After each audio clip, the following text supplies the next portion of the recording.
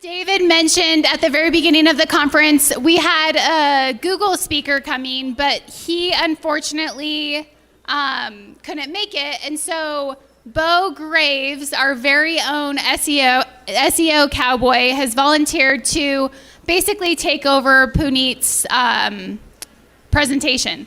So a little bit about Bo. As you can see, the name SEO cowboy definitely fits him. And he has actually been at Avalaunch for almost 6 years. He likes to wrangle cows in his spare time. And he also likes to spend time with his family. And I asked him who his mentors were, and he said, my dad and Andy. So Andy's the Andy from our company. So without further ado, Bo Graves. Okay. Oh, sorry.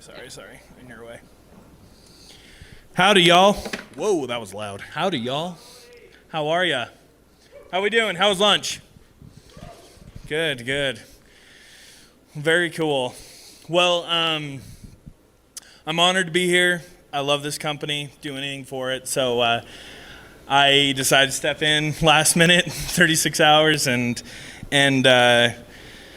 take over. Apparently, it was kind of ironic, actually, because I asked Google to do this presentation, and so it's only fitting that I get to give it since it's my own fault for recommending it. So the good news is it's something I'm passionate about, and, good things come with passion, right?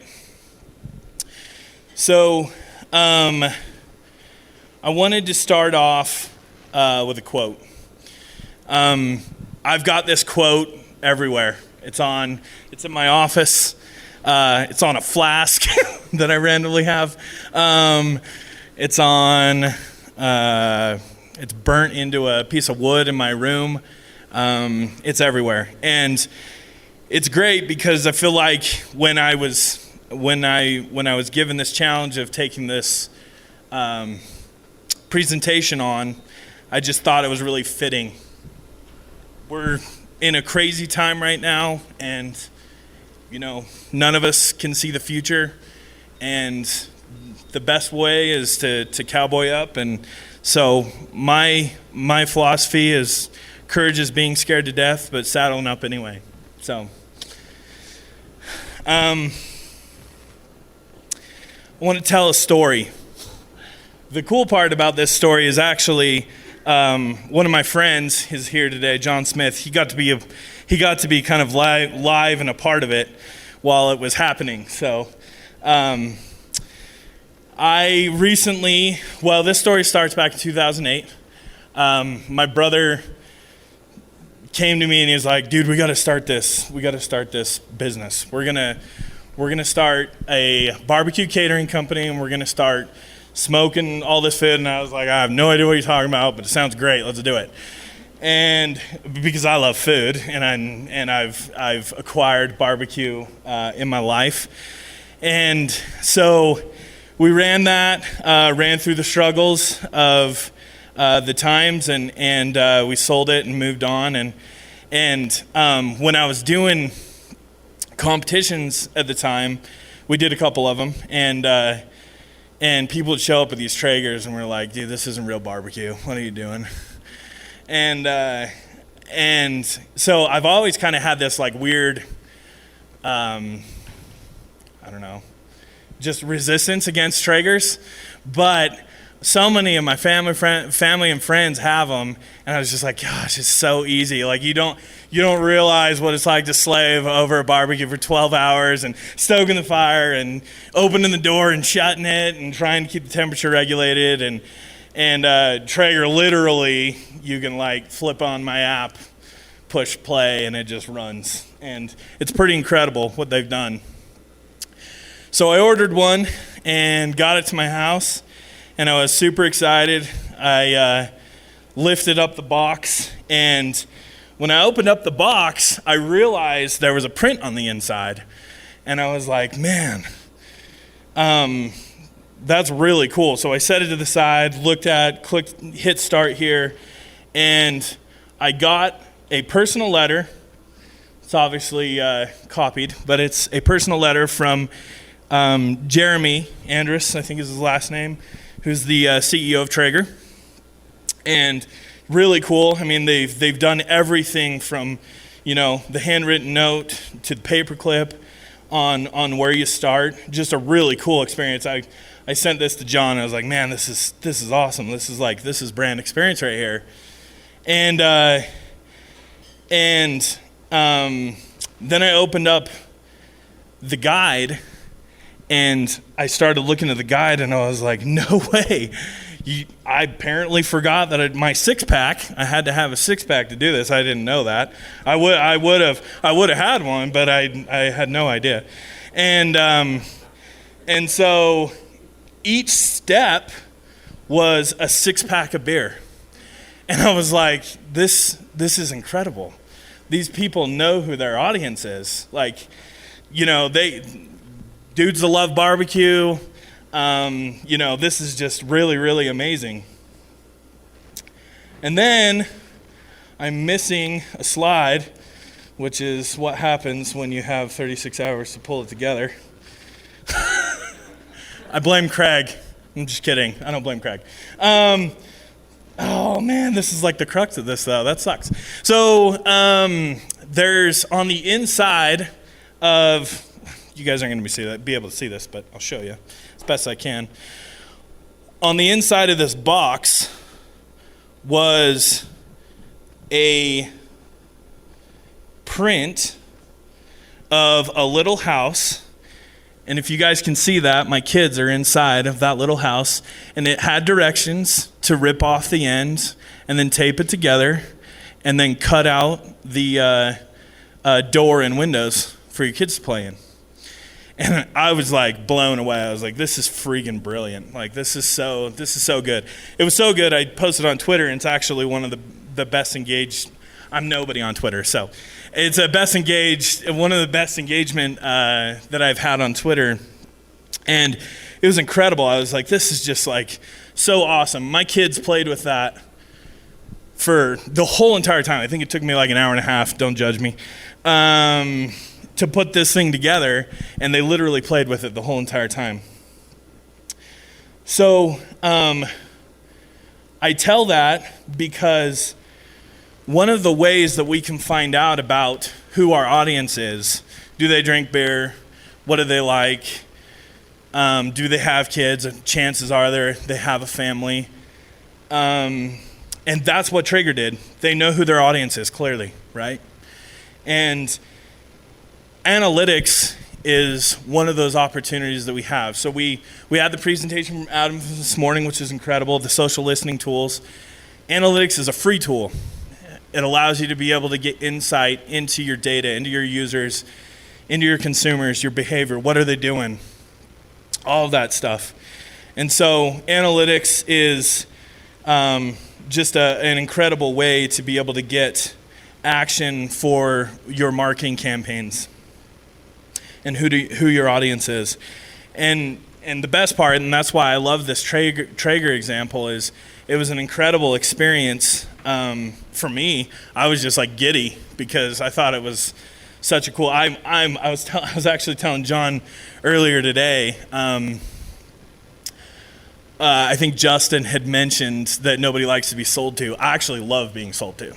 When it's good marketing, I just have the biggest smile because I think it's so cool that brands can create cool experiences.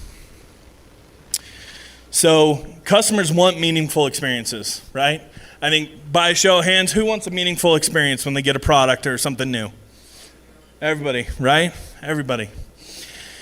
So we can do that as marketers. We can create meaningful experiences for our customers. 51% of smartphone users, and this is data from Google, by the way. I stepped in, these are their slides. But they did the market research and analysis on this. But 51% of smartphone users find out about a new company when they're doing research. And then 1 in 3 smartphone users have purchased from a brand other than the one that they had originally started with. That happened to me actually over Christmas. I grew up wanting an RC car so bad, and my parents never bought me one. So what do I have to do? I have to buy that stuff for my kids, right? It's part of being a parent. And I wanted this for my kids. Well, for me too, let's be honest. But I wanted this for my kids.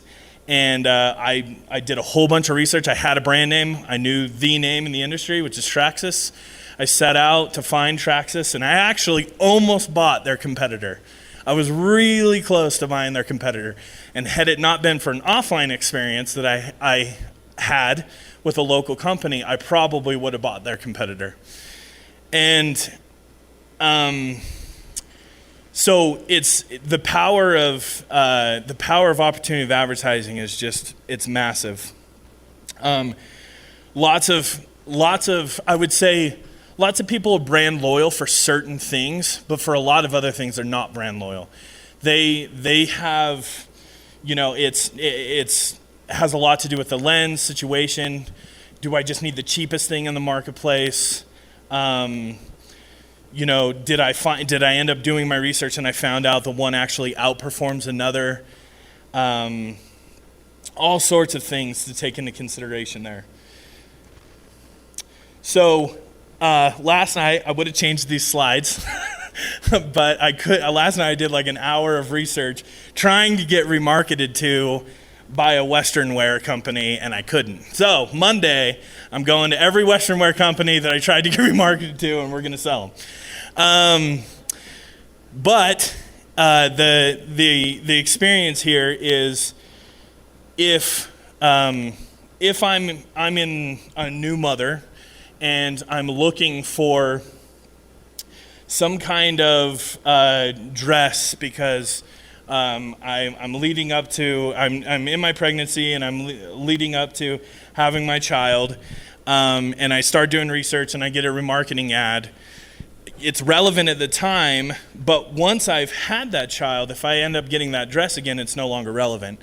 And so there's tons of opportunity in diving into our data and using our data strategically to be able to deliver a better experience for a user based on their situation. So an example of that would be kind of like what Mitch talked about earlier, which was, don't just serve the same ad over and over again in your remarketing. Make sure that you're actually segmenting the data, finding out the timeline of your user, understanding your user's buying timeframes, and kicking those users out at a certain time frame and actually showing something to them that's more relevant.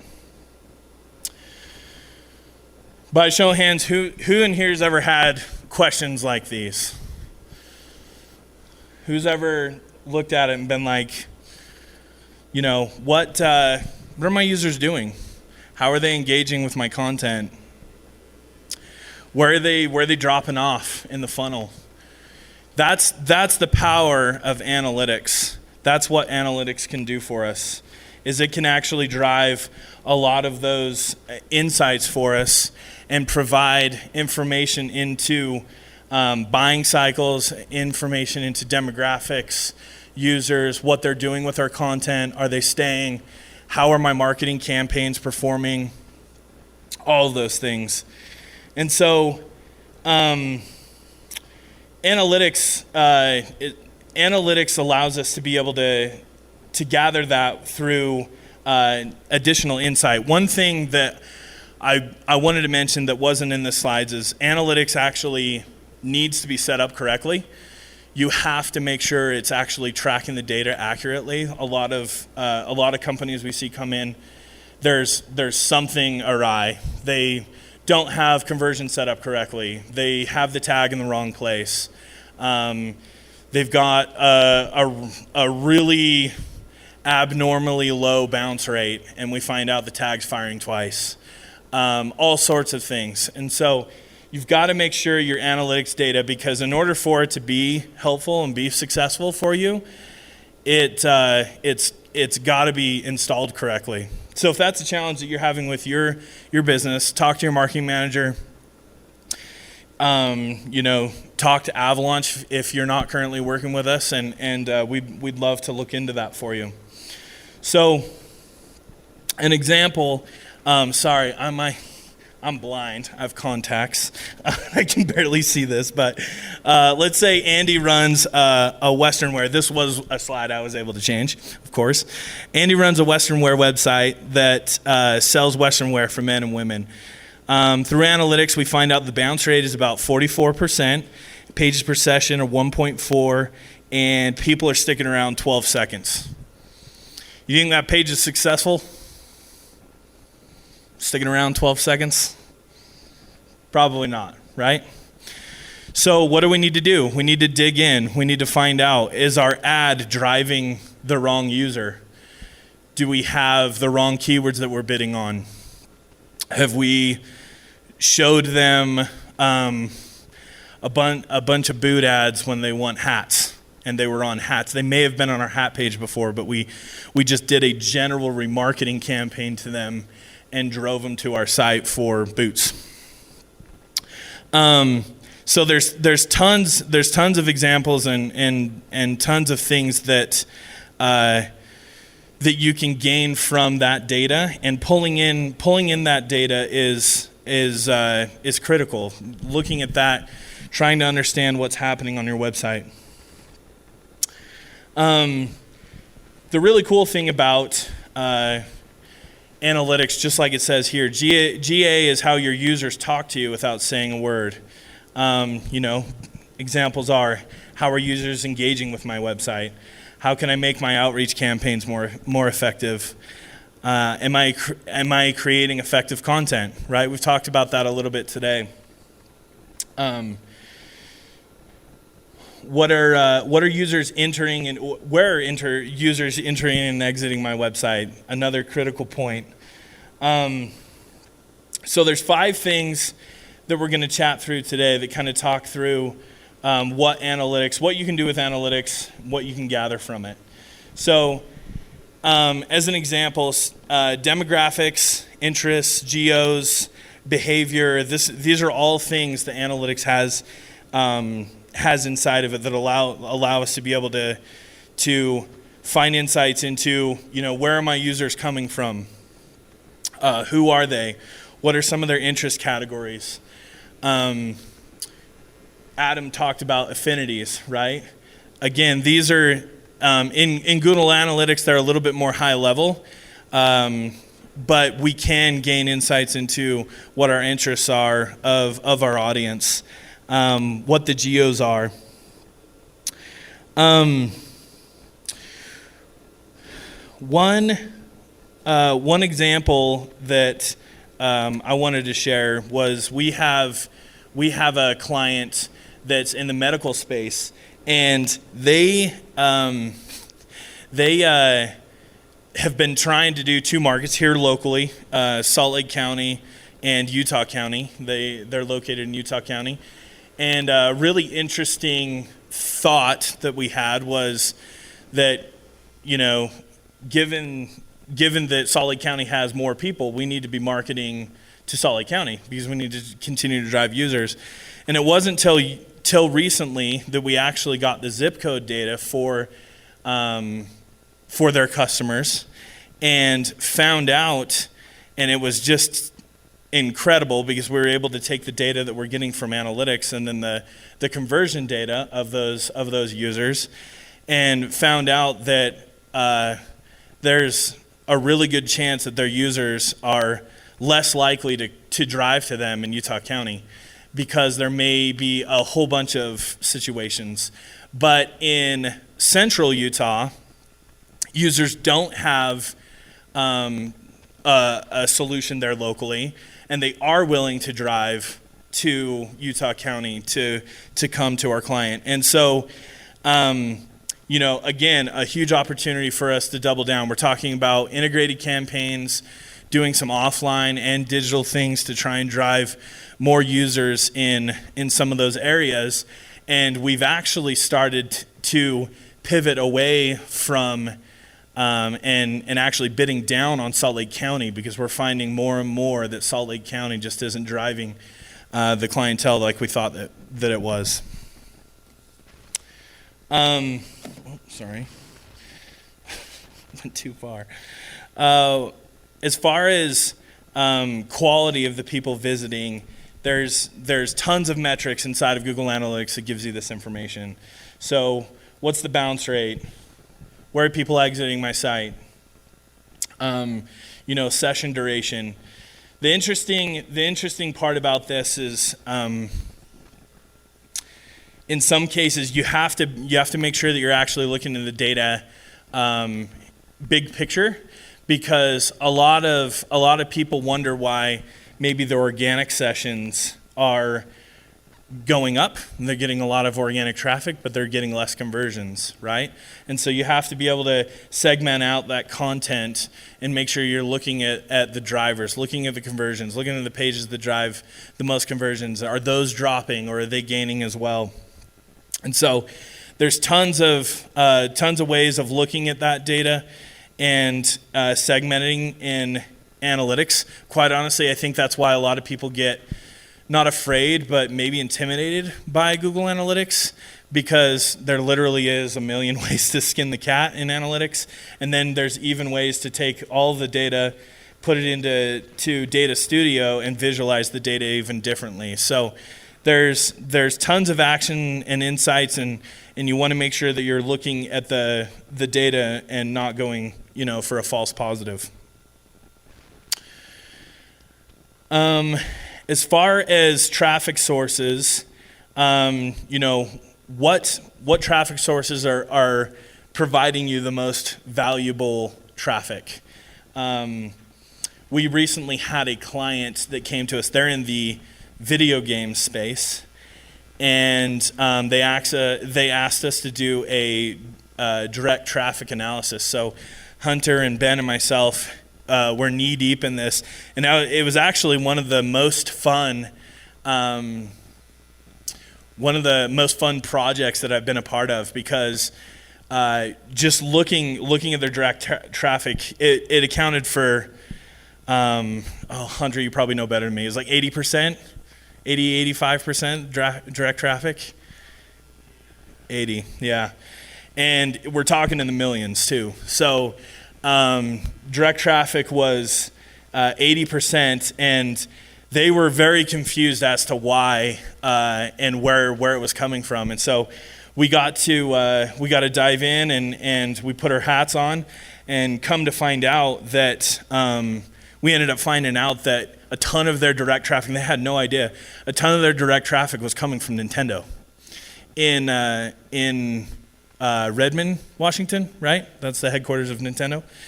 And so it was fascinating. I mean, all of us were like, oh yeah, and they were just so pumped because, they hadn't had insights into that data. They wanted to know why the direct traffic was so high. So you can look at every source, you can look at every channel and get actionable insights into your data. So the channel, some of my favorite reports, my go-to reports, if I was to get a client today, my go-to report is just go straight to the channels. I'm an SEO at heart, hence SEO cowboy, and so I always start with organic, and then I work my way down. Don't ask me why; it's just habit. And I love it, and so I jump in, I look at the channel reports, I try to dissect that information. I usually go to paid from there, and social and marketing automation, and if they're tracking UTMs, you can get a lot of data from your emails as well.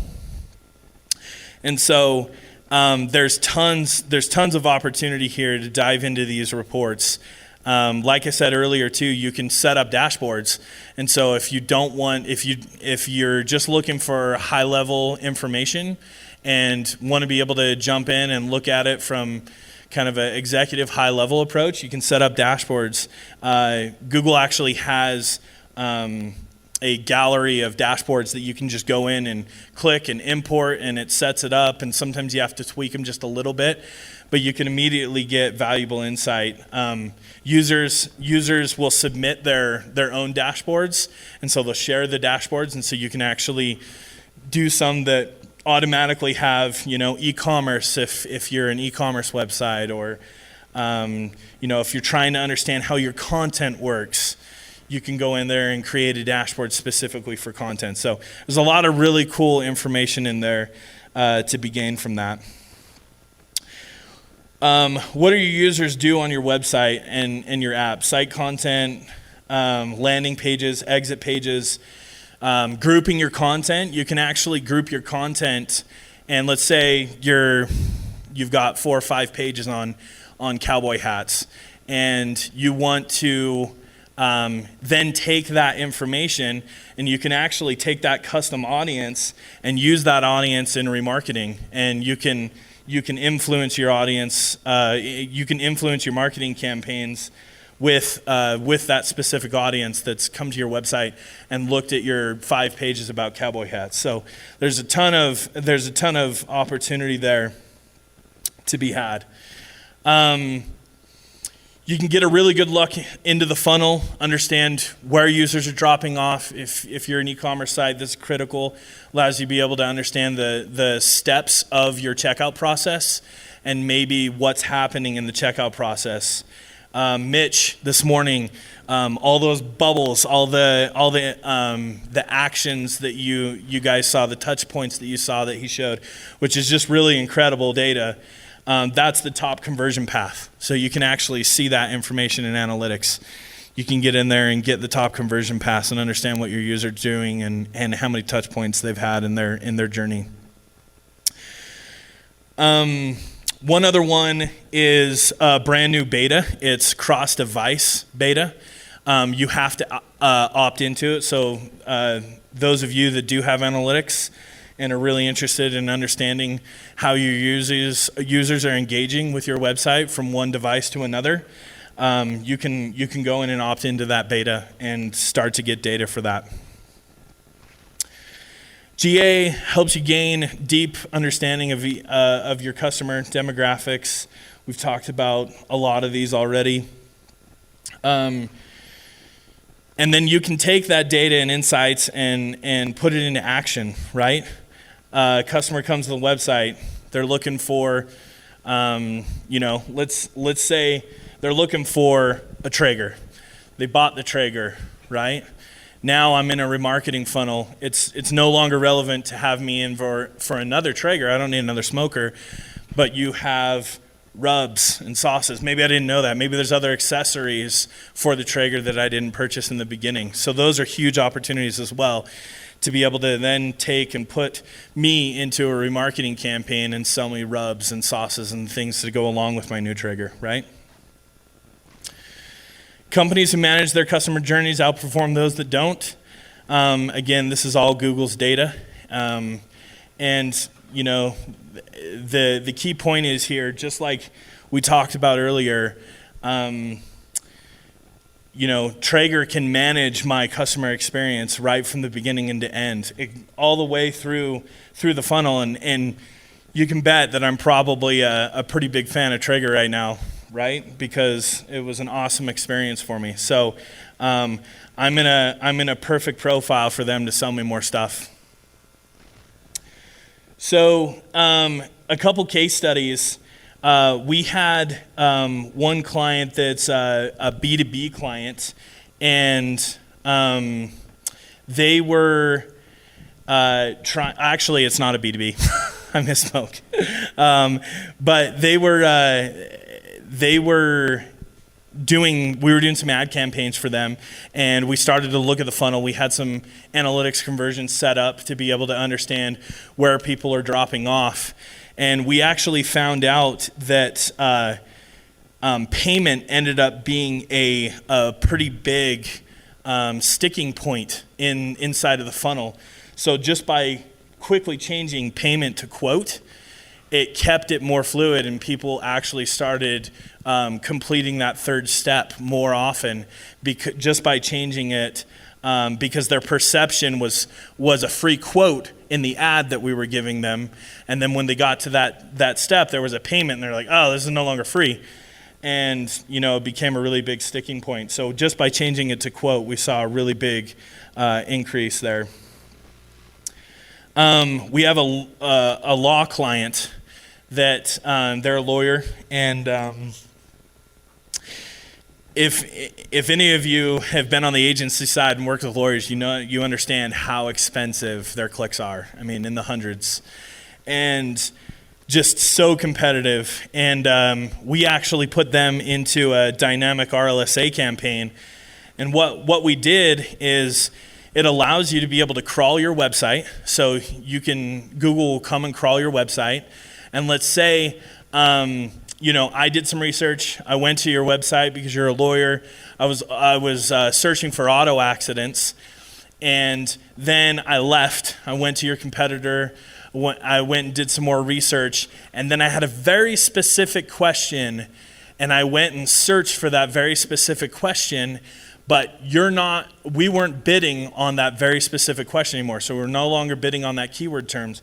Well, the really cool part about this is RLSA starts for a remarketing list for search ads, and it allows you to be able to get into the search, into the SERPs, and advertise in the SERPs at a really low rate. So you guys will see right here, the dynamic campaign is at $10 when the rest of these are in the hundreds, right? And so we've had huge conversions on this campaign, and it's been it's one of those wild bets, right? That's what Kyle and his team is best at, is they found this opportunity, and this campaign performed really well for them, and it's extremely efficient. So another thing that we were able to take, another opportunity from analytics that we're able to gather there. So in closing, if you can't measure it, it can't be improved. And honestly, analytics is just really incredible and a huge opportunity. If you're not taking advantage of it as a company, you should. And I'll leave it at that. Any questions?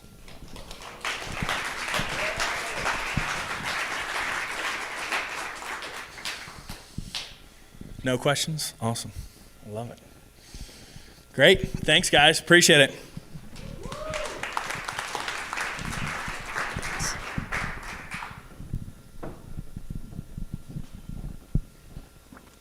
Okay, so I'm going to do something a little bit different this time. Okay, instead of asking you guys questions, I want 2 people to stand up and name something that they learned from Bo's presentation. So first 2 people to stand up.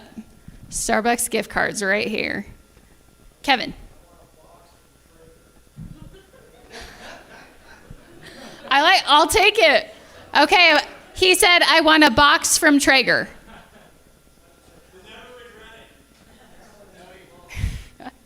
Okay, someone else? Also, something that you learned from the owners about Avalaunch. Yes. They truly believe in culture. Yes, I love that. Yeah, I think they talked about this, how we recently, we recently changed our mission statement to we launch brands to we launch brands, we launch people, which I love. So, okay, thank you. And Bo, that was awesome.